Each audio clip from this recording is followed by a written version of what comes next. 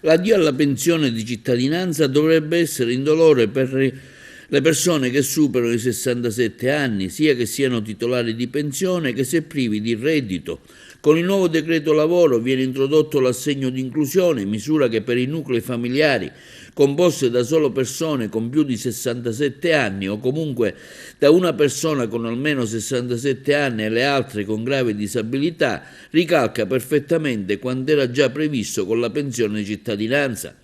Come vedremo ancora ci sono differenze per ciò che riguarda l'importo per i nuclei numerosi, novità che in alcuni casi potrebbero persino garantire un trattamento di maggior favore. Nell'attesa che il testo del decreto lavoro, che ha ottenuto il via libera dal Consiglio dei Ministri lo scorso 1° maggio, festa dei lavoratori, venga pubblicato in Gazzetta Ufficiale, così come da svelare i dettagli di quella che potremmo definire la nuova pensione di cittadinanza. L'assegno di inclusione è la misura che dal 1° gennaio del 2024 prenderà il posto del reddito di cittadinanza, ma solo per i nuclei familiari che al loro interno hanno almeno un minore o un disabile o un ultrasessantenne.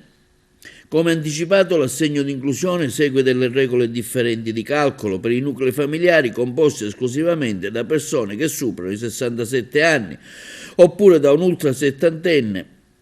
e altri componenti con grave disabilità, mentre il limite ISEE è uguale per tutti, pari a 9.360 euro come per il reddito di cittadinanza, la soglia di reddito differisce a seconda della composizione del nucleo, mentre per le generalità delle famiglie si partirà da 6.000 euro di base per gli over 67 e la soglia è di 7.560 euro, la stessa differenza di quanto oggi è previsto per la pensione di cittadinanza.